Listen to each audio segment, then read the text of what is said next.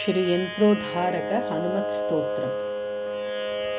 श्रीरामदूत महाधीर रुद्रवीर्यसमुद्भव अंजनगर्भसम्भूतं वायुपुत्र नमोऽस्तु ते। आपदामपहर्तारं दातारं सर्वसम्पदां लोकाभिरामं श्रीरामं भूयो भूयो नमाम्यहम्। रामाय रामभद्राय रामचन्द्राय वेधसे रघुनाथाय नाथाय सीतायाः पतये नमः। श्रीराम राम रामेति रमे रामे मनोरमे सहस्रनाम तत्तुल्यं रामनाम वरानने।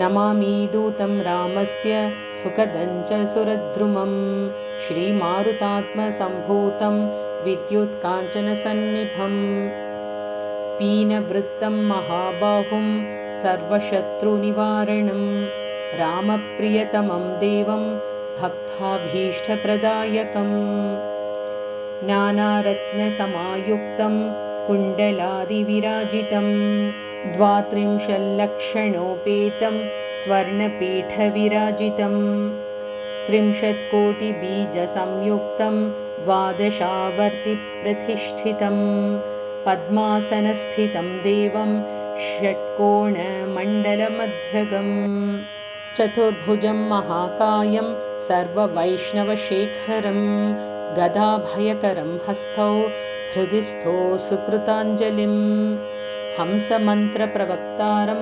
सर्वजीवनियामकं प्रभञ्जनाशब्दवाच्येन सर्वदुर्मतभञ्जकं सर्वदाभीष्टदातारं सतां वै दृढमहवे अञ्जनागर्भसम्भूतं सर्वशास्त्रविशारदं कपीनां प्राणदातारं सीतान्वेषणतत्परम् अक्षादी प्राणहन्तारं लङ्कादहनतत्परं लक्ष्मणप्राणदातारं सर्ववानरयूथपं किङ्करा सर्वदेवाद्याः जानकीनाथस्य किङ्करं वासिनं चक्रतीर्थस्य दक्षिणस्थगिरौ सदा तुङ्गाम्भोधितरङ्गस्य वातेन परिशोभिते नानादेशगतैः सद्भिः सेव्यमानं नृपोत्तमैः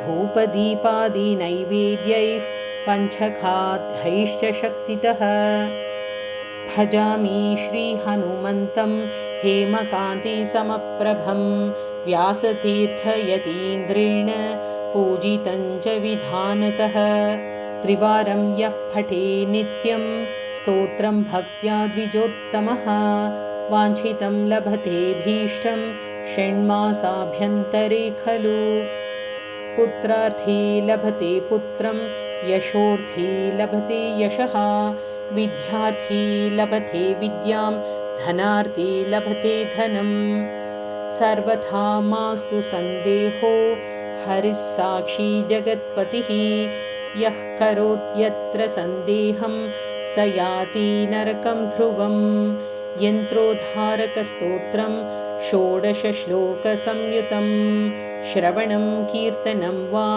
सर्वपापैः प्रमुच्यते इति श्रीव्यासराजकृत यन्त्रोद्धारक हनुमत्स्तोत्रं सम्पूर्णम्।